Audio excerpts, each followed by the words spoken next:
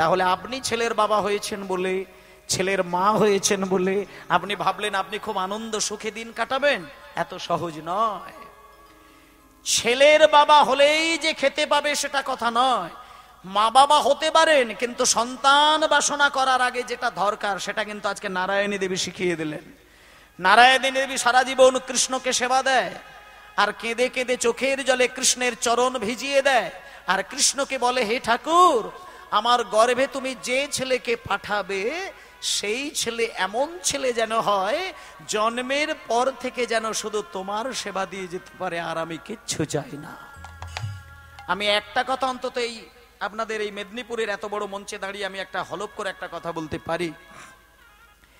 কৃষ্ণ ভক্ত ছেলে যে মায়ের গর্ভে জন্ম নেবে সেই সন্তান মাকে খেতে দেবে না, বাবাকে খেতে দেবে না, এ প্রমাণ একটা পৃথিবীর মাটিতে আপনি দেখাতে পারবেন না। যে ছেলে কৃষ্ণ ভক্ত হয় সেই ছেলে মাকে বাবাকে খেতে দেবেই দেবে।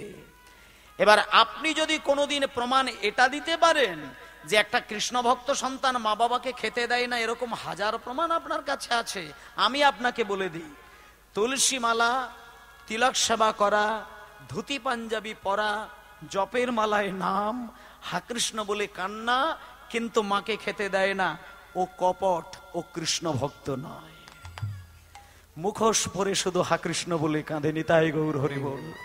যে ছেলে কৃষ্ণ ভক্ত হয়, যার ভেতরে কৃষ্ণ ভক্তির সাগর, সে যখন খাবারের থালাটা কাছে পায় সে দুম করে নিজের মুখে তোলে না। যে একনিষ্ঠ কৃষ্ণ ভক্ত সে খাবারের থালা পাবার সঙ্গে সঙ্গে মায়ের কাছে গিয়ে বলে, মা তুমি খেয়েছো? বাবা তুমি খেয়েছো? মা তুমি ভালো আছো? বাবা তুমি ভালো আছো? এই যে খেয়েছে কিনা, ভালো আছে কিনা, ঘুমিয়েছে কিনা, এটা একটা কৃষ্ণ ভক্ত অবশ্যই খোঁজ নেবে। আর যদি কৃষ্ণ ভক্ত হয়ে না নেয়, সম্পূর্ণ মুখোশ পরে ভজন করছে, ভেতরে তার কৃষ্ণ প্রেম বিন্দু মাত্র নেই। তাই ভগবানকে জানাতে হবে, ঠাকুর তুমি আমার সন্তানকে কৃষ্ণ প্রেমিক করে দাও, আমার জন্য সন্তান দিতে হবে না, আমার সন্তান যেন তোমার সেবায় লাগতে পারে, আর আমি কিচ্ছু চাই না। দেখতে দেখতে নারায়ণী দেবী গর্ভবতী হয়ে উঠলেন। একদিন দেখতে দেখতে কটা মাস কেটে গেল, রাজপ্রাসাদ আলো করে, নারায়ণী দেবীর কোল আলো করে একটা পুত্র সন্তানের জন্ম হলো। আদর করে রাজা রানী দুইজনেই ছেলের মুখের দিকে তাকিয়ে ছেলেটার নাম রেখে দিলেন নরোত্তম। রাজশাহী জেলায় আছে খেতুরি গ্রাম, হরি হরি বল। খেতুরি গ্রাম, রাজশাহী জেলায় আছে খেতুরি গ্রাম, রাজশাহী জেলায় আছে খেতুরি গ্রাম। কি অপূর্ব শোভা তার অতি মনোরম, হরি হরি বল। কি অপূর্ব শোভা তার অতি মনোরম, কি অপূর্ব শোভা তার অতি মনোরম। নরোত্তম জন্ম নিল কৃষ্ণানন্দের ঘরে, নরোত্তম জন্ম নিল কৃষ্ণানন্দের ঘরে, নরোত্তম জন্ম নিল কৃষ্ণানন্দের ঘরে, নরোত্তম জন্ম নিল নরোত্তমের ঘরে। আর মহাভাগ্যবতী নারায়ণীর উদরে, মহাভাগ্যবতী নারায়ণীর উদরে, নারায়ণীর উদরে। আনন্দ ধরে না, আনন্দ ধরে না, আনন্দ ধরে নাই, আনন্দ ধরে না, আনন্দ ধরে নাই, আনন্দ ধরে না, আনন্দ ধরে নাই। আনন্দ ধরে না। ওই পুত্রেরই জন্ম হেরে আনন্দ ধরে না, পুত্রেরই জন্মে গেলি আনন্দ ধরে না। দাঁড়াও দাঁড়াও দাঁড়াও দাঁড়াও বাবা, রাজার ছেলে হয়েছে, এত আনন্দ এত আনন্দ এত আনন্দ, মানে রাজার ছেলেকে দেখার জন্য লাইন দিয়ে দিয়েছে, হাজারে হাজারে মায়েরা আসছেন। রাজামশাইয়ের ছেলে হয়েছে, আমার রানীমার কোলে সন্তান এসেছে, দেখার জন্য লাইন দিয়েছে হাজার মা জননীগণ। ও মা, ছেলেটাকে এত সুন্দর দেখতে হয়েছে, যে ছেলেটার সামনে গিয়ে বদন দর্শন করেছে সে চোখ ফিরিয়ে নিয়ে বাইরে আর আসতে পারে না। ছেলেটাকে দেখতে ভারী সুন্দর, দেখতে ভারী মিষ্টি, কিন্তু ছেলেটার গায়ের রংটা ছিল কৃষ্ণ বর্ণে, সোনার বর্ণ নয়, কৃষ্ণ বর্ণ। ছেলেটা ছিল একটু কালো, কৃষ্ণ বর্ণের। তার ছেলেটা দেখতে ভারী সুন্দর, তাই কেউ চোখ ফেরাতে পারে না। নাম রেখেছি নরোত্তম। বাবা দেখতে দেখতে দেখতে দেখতে দেখতে দেখতে দেখতে দেখতে ছেলের বয়স হয়ে গেল 5 বছর। এইবার যখন ছেলেটা 5 বছর বয়স হলো, রাজামশাইয়ের ছেলে তো, এখন বাবার যদি একটু পয়সার দাপট থাকে, একটু পয়সার গরম থাকে, ছেলেকে একটু উচ্চশিক্ষিত করার একটা বাসনা কিন্তু থাকবেই থাকবে। এটা এখন তো বর্তমানে পরিস্থিতিতে আমাকে আর নতুন করে বলতে লাগবে না। ছেলেকে ডাক্তার বানাবো, মাস্টার বানাবো, উকিল বানাবো, ব্যারিস্টার বানাবো, ইঞ্জিনিয়ার বানাবো, এ তো প্রত্যেকটা মা বাবারই ইচ্ছে। হতে যদি না পারে সে দুঃখ আর রাখার জায়গা নেই, কিন্তু ছেলে যদি ডাক্তার মাস্টার হতে পারে মা বাবার মুখ উজ্জ্বল হবে। আজকে রাজামশাইও মনে মনে চিন্তা করলেন যে আমি যেহেতু রাজা, আমার যেহেতু টাকার অভাব নেই, তাই আমার ছেলেকে বিরাট বড় ডাক্তার, মাস্টার, উকিল, ইঞ্জিনিয়ার না, ওসব চিন্তাই করেন না। রাজা ওসব চিন্তাই করে না ছেলেকে নিয়ে। ছেলের যখন 5 বছর বয়স হয়েছে, বাবা মনে মনে চিন্তা করে নিয়েছে, একেবারে পরিষ্কার সিদ্ধান্ত নিয়ে নিয়েছে যে আমার যদি রাজপ্রাসাদ বিকিয়েও যায়, আমার রাজকোষ থেকে সমস্ত অর্থ যদি আমার শেষ হয়ে যায়, আমি ছেলেকে বিরাট বড় পণ্ডিত তৈরি করব। এই হচ্ছে বাবা হয়ে আমার বড় আশা। আমি এই রাজশাহী জেলার মধ্যে সর্বশ্রেষ্ঠ জ্ঞানী মহাপণ্ডিত কে আছে, আমি তার কাছে ছেলেকে ভর্তি করে দেব। তখনকার দিনে স্কুল কলেজের বিষয় তো ছিল না, গুরুর গৃহে লেখাপড়া শিখবে। আস্তে ধ্যান দিয়ে কথাগুলো শুনবেন। ছেলের 5 বছর সবেমাত্র বয়স, ছেলেটাকে কোলে করে নিয়ে বাবা চলে গেলেন। কোথায় গেলেন? রাজশাহী জেলার মধ্যে নাম করা একজন মাস্টার মশাই, নাম করা একজন গুরু, যার নাম হলো কৃষ্ণদাস পণ্ডিত। মায়েরা নামটা একটু মনে রাখবেন। বাবার নাম কৃষ্ণানন্দ দত্ত, মায়ের নাম নারায়ণী দেবী। আর যে মাস্টার মশাইয়ের কাছে যাচ্ছেন নরোত্তম লেখাপড়া শিখবে বলে, সেই গুরুদেবের নাম হচ্ছে কৃষ্ণ দাস পণ্ডিত। আশা করি মনে থাকবে। এইবার শোনেন, ছেলেটাকে কোলে করে নিয়েছে 5 বছরের ছেলে, গুরুদেবের পাশে বসিয়ে দিয়ে হাত জোড় করে বাবা বলে আসলেন, গুরুদেব আপনি পণ্ডিত মহাশয়, আপনি আমার প্রণাম নেবেন। এই আমার ছেলে, নাম নরোত্তম, আর আমি ওর বাবা। আর আপনাকে একটা কথা বলি, আপনি ছেলেকে যেন তেন প্রকারে আপনি শুধু পণ্ডিত তৈরি করে দেন, শাস্ত্র সম্পর্কে আপনি সমস্ত শিক্ষা ওকে দিয়ে দিন। যদি কোনো কিছু আপনার প্রয়োজন হয়, আমি ওর বাবা, আপনি আমাকে খবর দেবেন, আপনাকে আমি উজাড় করে দেবো, ভরিয়ে দেবো। চিন্তা করতে হবে না, আমাকে শুধু সংবাদটা পাঠিয়ে দিলেই হবে। শুধু ছেলেকে পণ্ডিত বানিয়ে দিতে হবে, এটাই আমার চাওয়া, এছাড়া আমার কিছু চাওয়া নয়। ব্যাস, বাবা বেরিয়ে গেল। এইবার গুরুদেব নরোত্তমকে সামনে ডেকেছে, নরোত্তম কাছে এসো। আচ্ছা বাবা, তোমার বাবা কি করেন একবার বলো তো? উমা, আমার বাবা হচ্ছেন একজন রাজামশাই। ও, তার মানে তুমি রাজার ছেলে, তাই না? বেশ নরোত্তম, তুমি বাচ্চা ছেলে, একটা কথা বলি, তোমার বাবার পয়সা কড়ি, সোনাদানা, গাড়ি বাড়ি সবই আছে, ভালো কথা। তার মানে একাধারে তুমি রাজপুত্র। কিন্তু একটা কথা বলি বাবা, তুমি মনটাকে সেইভাবে তৈরি করো। তুমি রাজার ছেলে বলে তোমাকে কোলে করে নিয়ে শুধু আদর দেখাবো, আর গরিবের ছেলে আমার বাড়িতে আসলে তাকে শুধু ছড়ি পাটা করব, এটা আমি সেই ধরনের মাস্টার মশাই নয় বাবা। আমার কাছে রাজার জন্য যে আইন, আর পথের ভিখারির জন্যেও সেই আইন। আমার কাছে এই যে দেখছো ছেলেরা লেখাপড়া শিখছে, এরা কিন্তু একটা পরীক্ষা দিয়েছে, সেইখানে তারা পাশ করেছে, তবে আমি এদেরকে বাড়িতে রেখেছি। তুমি যদি পাশ করতে পারো তবে তুমি আমার এইখানে থাকবে, নচেত এই মুহূর্তে তুমি বেরিয়ে যাবে।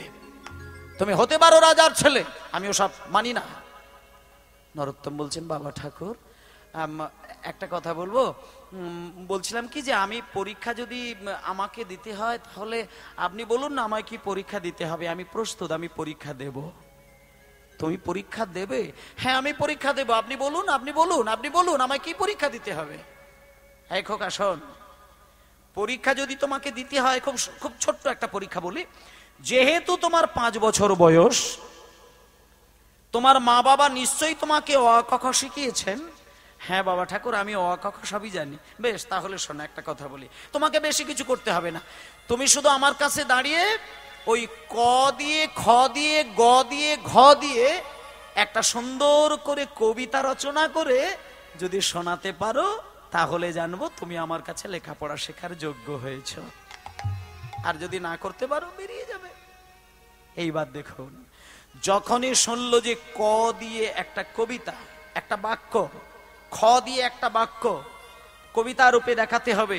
দেখুন একটা কথা বলি, ক দিয়ে শব্দ যদি একটা, 5 বছরের ছেলে, এখানে তো অনেক মা বাবার বাড়িতে নিশ্চয়ই 5 বছরের ছেলে মেয়েরা আছেন, পাড়া ছেলেরা আছে। আপনি জিজ্ঞেস করে দেখবেন, 10টা ছেলেকে জিজ্ঞেস করবেন, বলবেন এই খোকা সন্তরে, আরে বাবা কয়ে কি হয় রে?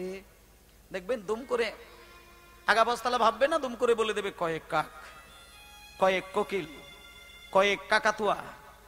কিন্তু নরোত্তমকে শব্দ বলতে বলেননি, নরোত্তমকে বলেছে ক দিয়ে, খ দিয়ে, গ দিয়ে, ঘ দিয়ে কবিতা। এটা কি ছেলে মানুষের কথা? একটা 5 বছরের ছেলেকে কবিতা বলতে হবে একটা বর্ণের ভিত্তিতে? নরোত্তম তখন সঙ্গে সঙ্গে চোখটা বন্ধ করে নিয়ে মা বাবাকে একটুখানি স্মরণ নিয়ে আর গুরুদেবের চোখে চোখ রেখে, গুরুদেব ক দিয়ে কবিতা, খ দিয়ে কবিতা। সঙ্গে সঙ্গে নরোত্তম কয়ে কলি যুগে শ্রীকৃষ্ণ চৈতন্য অবতার, হরি হরি চৈতন্য অবতার, কলি যুগে শ্রীকৃষ্ণ চৈতন্য অবতার, শ্রীকৃষ্ণ চৈতন্য অবতার। ক্ষয়ে খেলিবার প্রবন্ধে কইলেন খোল করতাল, প্রবন্ধে কইলেন খোল করতাল, খেলিবার প্রবন্ধে কইলেন খোল করতাল, প্রবন্ধে খোল করতাল। গয়ে গড়া গড়ি যান প্রভু নিজ সংকীর্তনে, গোড়া গড়ি যান প্রভু নিজ সংকীর্তনে, গোড়া গড়ি জয় প্রভু নিজ সংকীর্তনে। ঘরে ঘরে হরি নাম দেন সর্বজনে, ঘরে ঘরে নাম তিনি সর্বজনে, আর ঘরে ঘরে হরি নাম দেন সর্বজনে, ঘরে ঘরে হরি নাম দেন সর্বজনে। উঙ্গয় উচ্চ স্বরে গান প্রভু জীবের লাগিয়া, হরি হরি প্রভু জীবের লাগিয়া, উচ্চৈস্বরে গান প্রভু জীবের লাগিয়া, উচ্চৈস্বরে গান প্রভু জীবের লাগিয়া। চৈতন্য করলো জীবে কৃষ্ণ নাম দিয়া, চৈতন্য করলো জীবের কৃষ্ণ নাম দিয়া, চৈতন্য করলো জীবে কৃষ্ণ নাম দিয়া, চৈতন্য করলো জীবের কৃষ্ণ নাম দিয়া। ছলো ছলো করে আঁখি নেত্রে জল ধরে, চলো চলো করে আঁখি নেত্র জলে ফোটে, জগত পবিত্র কইলেন গৌর কলে বরে।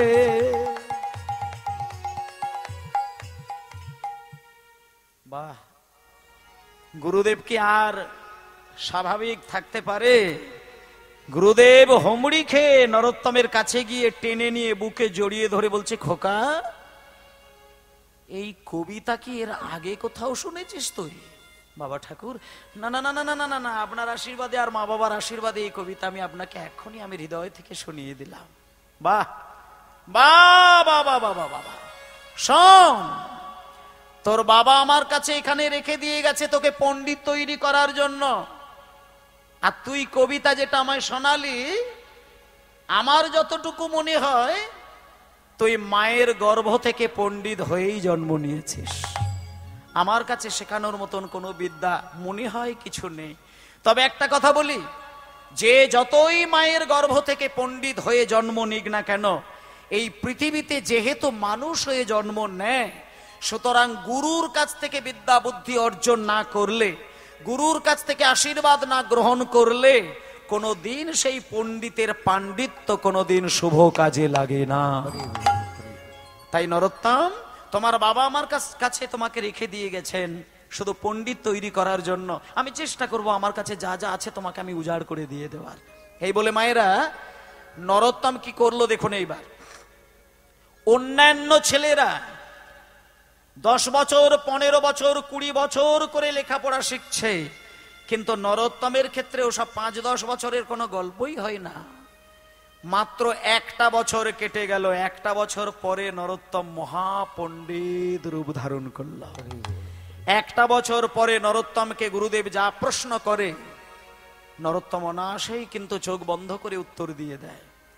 তখন নরোত্তমকে এক বছর পরে বলছে, নরোত্তম, আমার মনে হয় আমার কাছে যা যা বিদ্যা ছিল আমি তোমাকে সব উজাড় করে দিয়ে দিয়েছি বাবা, আমার কাছে আর কোনো বিদ্যা নেই, আর কোনো বিদ্যা নেই। তুমি একটা কাজ করো, আমি তোমাকে সব দিয়ে দিয়েছি, তুমি মহাপণ্ডিত হয়ে গিয়েছো, তোমার বাবার মনের আশা তুমি পূর্ণ করেছো। এইবার একটা কথা বলি, আমার কাছে যেটা যেটা দিলাম তোমাকে দিয়ে দিলাম, তুমি এইবার আমার কাছ থেকে বিদ্যা বুদ্ধি অর্জন করে তুমি বাড়িতে চলে যাও। বাড়িতে গিয়ে তুমি তোমার মা বাবাকে প্রণাম করবে। একটা শেষ বিদ্যা আমি তোমাকে শিখিয়ে দেব, সেইটা তুমি মাথায় নিয়ে তুমি বাড়ি চলে যাবে। তুমি বাড়িতে গিয়েই কিন্তু তোমার মাকে প্রণাম করবে আর বাবাকে প্রণাম করবে। মা বাবাকে প্রণাম করার পরে তারপরে আমি তোমাকে বলে দিচ্ছি, যেটা আমি এর আগে কাউকে বলি না, তোমাকে আমি বলে দিই, তোমার বাড়ির কিছুটা দূরে একটা নদী গড়িয়ে গড়িয়ে বইছে, সেই নদীটার নাম হলো পদ্মা নদী। তা তুমি মা বাবার কাছ থেকে অনুমতি নিয়ে তুমি নদীর জলে একবার স্নান করার জন্য যাবে। আর যখন তুমি নদীর জলে ডুব দেবে, আমি তোমাকে শিখিয়ে দিচ্ছি, তুমি শুনে নাও। নদীর জলে যখন ডুব দেবে তখন তুমি হাত জোড় করে ওই পদ্মা নদীকেই তুমি বলবে, মা পদ্মা, আমি শুনেছি তোমার জলে নাকি চৈতন্য মহাপ্রভু স্নান করেছেন, আর যে জলে মহাপ্রভু স্নান করেন সেই জলে তো তার চরণ ধুলো মিশে থাকবেই থাকবে পদ্মা। কি মায়েরা, একটা জলে যদি একটা মানুষ স্নান করে, তার গায়ের ধুলো তার পায়ের ধুলো এ তো থাকবেই। তা আজকে সেই হিসাবেই বলছে যে তুমি পদ্মা মাকে বলবে, পদ্মা, তোমার জলে চৈতন্য মহাপ্রভু স্নান করেছেন, ওনার পায়ের ধুলো তোমার জলে আজও মিশে রয়েছে, আমাকে কৃপা করে ওই চৈতন্য দেবের পদধূলির একটি কণা আমার মস্তকে বুলিয়ে দেবে পদ্মা মা। এবার তোমার কথা শুনে পদ্মা মা যদি ওই চৈতন্য দেবের পদধূলি তোমার অঙ্গে বুলিয়ে দেয়, আমি গুরুদেব হয়ে তোমাকে বলছি, তোমার মানব জীবন ধন্য হয়ে যাবে। ব্যাস, আর ছেলেটাকে ধরে রাখবে কে? আর ধরে রাখতে পারে না। সঙ্গে সঙ্গে নরোত্তম গুরুদেবকে প্রণাম করে ছুটে এলো মায়ের কাছে। এবার দেখুন মায়েরা, ভজ রাধা কৃষ্ণ গোপাল কৃষ্ণ কৃষ্ণ কৃষ্ণ বল মুখে মনরে, নিতাই গৌর হরি হরি গোপাল কৃষ্ণ কৃষ্ণ কৃষ্ণ বল মুখে মনরে। আর ভজ রাধা কৃষ্ণ গোপাল কৃষ্ণ কৃষ্ণ কৃষ্ণ বল মুখে মনরে। ভজ রাধা কৃষ্ণ গোপাল কৃষ্ণ কৃষ্ণ কৃষ্ণ বল মুখে মনরে। নামে বুক ভরে যায় অভাবে মেটায়, অভাব মেটায়, বুক ভরে যায় অভাব মেটায়, নামে বুক ভরে যায় অভাবে মেটায়, ভরে যায় অভাব মেটায়, বুক ভরে যায় অভাব মেটায়। আর স্বভাব জাগায় মহাসুখে। একবার ভজ রাধা কৃষ্ণ গোপাল কৃষ্ণ কৃষ্ণ কৃষ্ণ বল মুখে মনরে। ভজ রাধা কৃষ্ণ গোপাল কৃষ্ণ কৃষ্ণ কৃষ্ণ বল মুখে মনরে। ভজ রাধা কৃষ্ণ। সবাই একবার বলুন, নিতাই গৌর প্রেমানন্দে হরি বল হরি বল হরি বল। এইবার দেখুন, ওমা, কোন মায়ের সন্তান যদি মানুষ হয়ে মায়ের বুকে ফেরত আসে, বলুন মা কাঁদে না হাসে? কোন ছেলে যদি মানুষ হয়ে মায়ের কাছে এসে ধরা দেয়, মা কি কাঁদবে না হাসবে?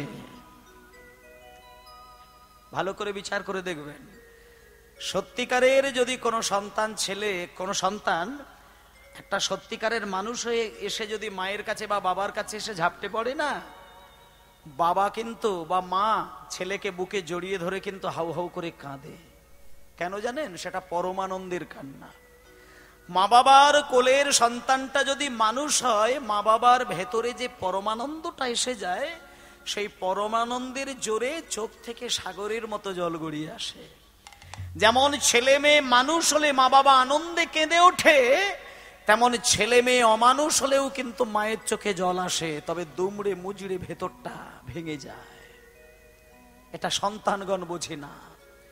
আজকে নরোত্তম যখন পণ্ডিত হয়ে মায়ের কাছে এসে দেখা দিয়েছে, মা জড়িয়ে ধরে কাঁদছে আর বাবা সামনে দাঁড়িয়েছিলেন, রাজামশাই ছেলেকে মায়ের কোল থেকে নিয়ে বুকে জড়িয়ে ধরে বলছে, খোকা রে,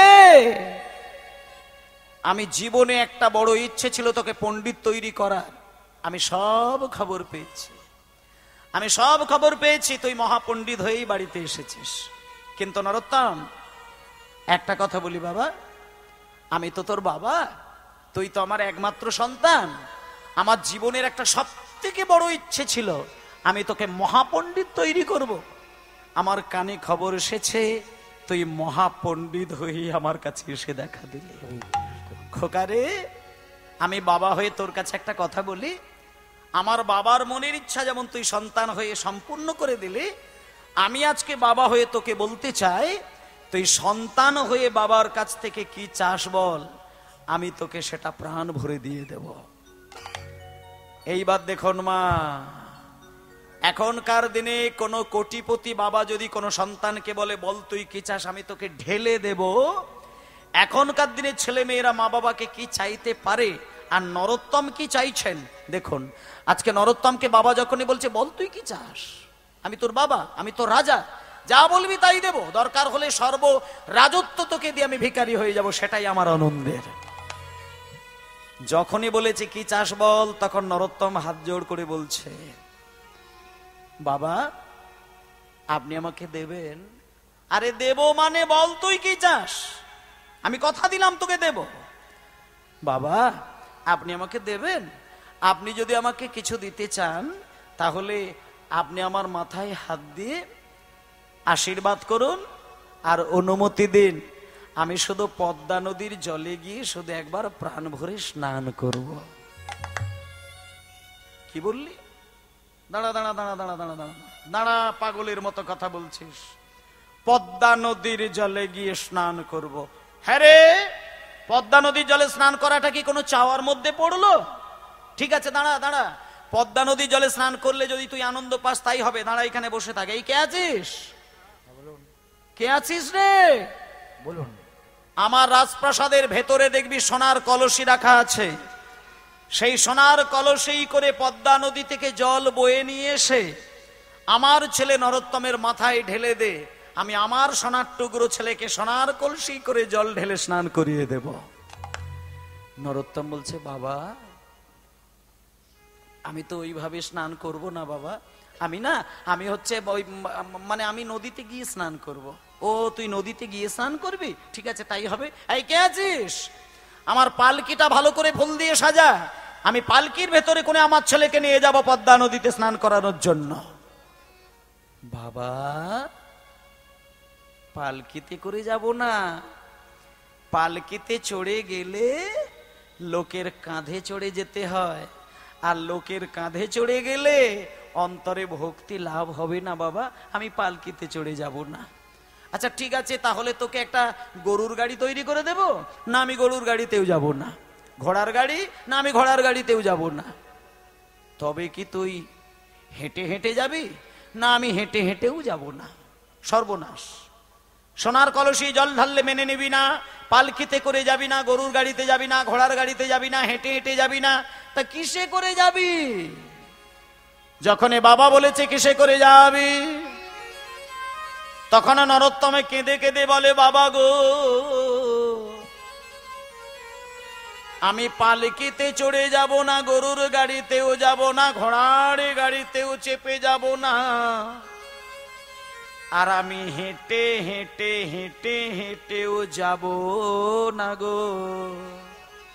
তবে আমি এই রাজবাড়ি থেকে পদ্মা নদী পর্যন্ত আমি কেমন করে যাব জানো? আমি ধুলোই গড়া গড়ি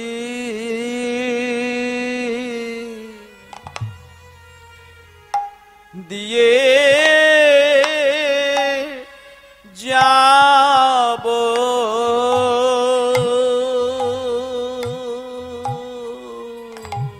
নিতাই গৌর ব্রহ্মানন্দে হরি হরি বল। গোড়া গড়ি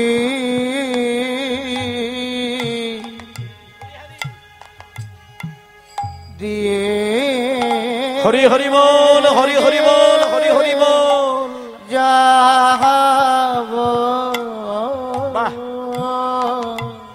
ভক্তের পদ ধুলায় অঙ্গে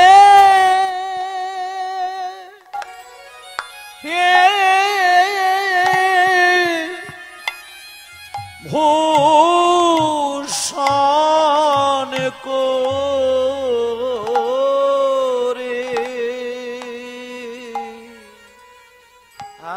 দাঁড়াও মায়েরা, এই এই এই এই আবেগের জায়গাগুলোকে একটু উপলব্ধি করতে হবে। একটা বাচ্চা ছেলে নরোত্তমকে কিন্তু মাস্টার মশাই একটা বারও কিন্তু এই শিক্ষাটা দিল না যে যখন তুই বাড়ি থেকে পদ্মা নদীর জলে যাবি তুই ধুলোই গড়াগড়ি দিতে দিতে যাবি, এটা কিন্তু গুরুদেব বলেননি। কিন্তু নরোত্তমের ভেতর থেকে কেন আসলো এই কথাটা? কোটি কোটি জন্মের স্বীকৃতি না থাকলে এই চৈতন্যটা কিন্তু হয় না। ওই জন্য একটা কথা আছে না বাবা, মানুষ কুলে জন্ম পেলেই মানুষ বলে না, মানুষ বলে জাগে যেদিন জ্ঞানের চেতনা।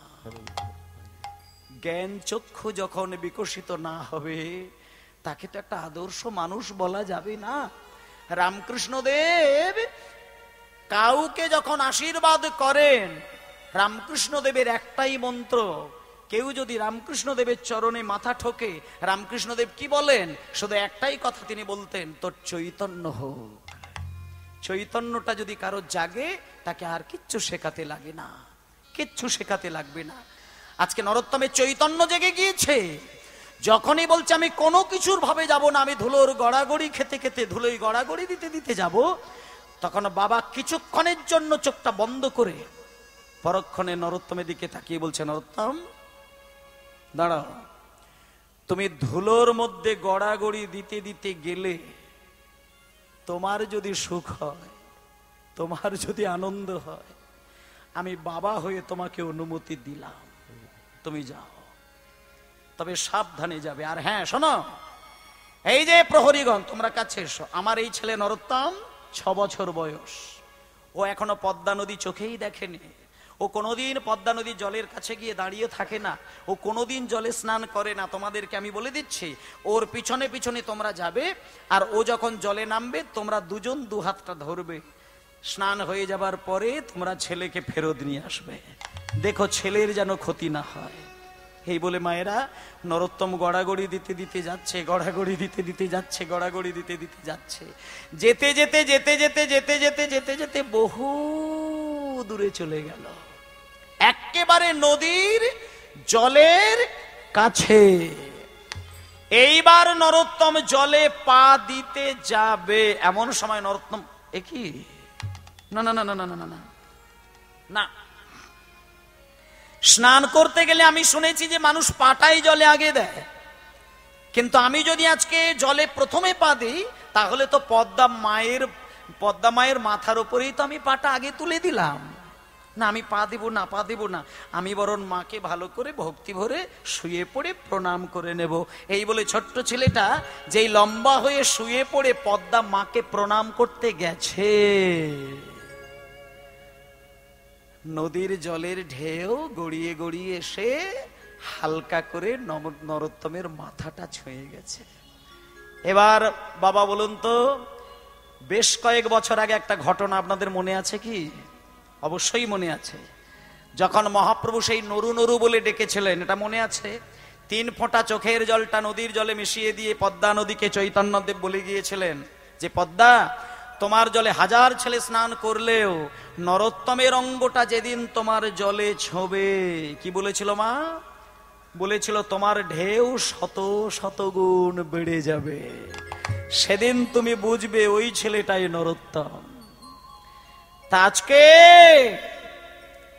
যখনই নরোত্তম প্রণাম করতে গেছে, আর যেই নদীর জলটা এমনি গড়িয়ে গড়িয়ে এসে হালকা নরোত্তমের অঙ্গটা শুধু ছুঁয়েছে, প্রণামেরও ছলে জলে পরশ করিল হরিবল, জলে চলে পরশ করিল, প্রণামেরও চলে চলে পরশ করিল, বলি প্রণামেরও ছলে জলে পরশ করিল, প্রণামের চলে জলে পরশ করিল। তখনই পদ্মা নদী তরঙ্গ বাড়িল, তখনই পদ্মা নদী তরঙ্গ বাড়িল, তখনই পদ্মাবতী তরঙ্গ বাড়িল, তরঙ্গ বাড়িল, বাড়ালো তরঙ্গ বাড়িল, তরঙ্গ বাড়িল, ওই নরোত্তমের ছোঁয়া পেয়ে তরঙ্গ বাড়িল, নরোত্তমের ছোঁয়া পেয়ে তরঙ্গ বাড়িল, ওই নরোত্তমের ছোঁয়া পেয়ে তরঙ্গ বাড়িল, নরোত্তমের ছোঁয়া পেয়ে তরঙ্গ বাড়িল, ওই নরোত্তমের ছোঁয়া পেয়ে নিতাই গৌর হরি বলে হরি হরি হৃদয় গৌর হরি বলে, তরঙ্গের ছোঁয়া পেয়ে হৃদয় গৌর হরি বলে, নরোত্তমের ছোঁয়া পেয়ে হৃদয় গৌর হরি বলে, তরঙ্গের ছোঁয়া পেয়ে তরঙ্গ বাড়িল, তরঙ্গ বাড়িল, তরঙ্গ বাড়িল। সর্বনাশ হয়ে গেল বাবা। মানে সবে মাত্র জলটা হালকা করে নরোত্তমের মাথাটা স্পর্শ হয়েছে, নদীর ঢেউ কয়েক গুণ বেড়ে গিয়ে একটা বিরাট ঢেউ সে নরোত্তমকে টপকে দিয়ে নদীর একেবারে তলায়। এখন যে দুইজন প্রহরীগণ রাজামশাইয়ের আদেশে এসেছিলেন, তাদেরকে ভাবার সময়টুকু দিল না, ছেলেটা তলিয়ে গেল। তারা ভাবলো নরোত্তম তো জলের তলায় তলিয়ে গেছে, বোধহয় রাজামশাইকে কি জবাব দেব, রাজামশাইকে সন্তানের নিয়ে কি বলবো। আছাড় কাছাড় খেয়ে নদীর ধারে কাঁদছে, তারা ভেবেছে নরোত্তম জলের তলায় তলিয়ে গেছে মানে মারা যাবে, কিন্তু নরোত্তম কিন্তু জলের তলায় তলিয়ে যায় না। নরোত্তমকে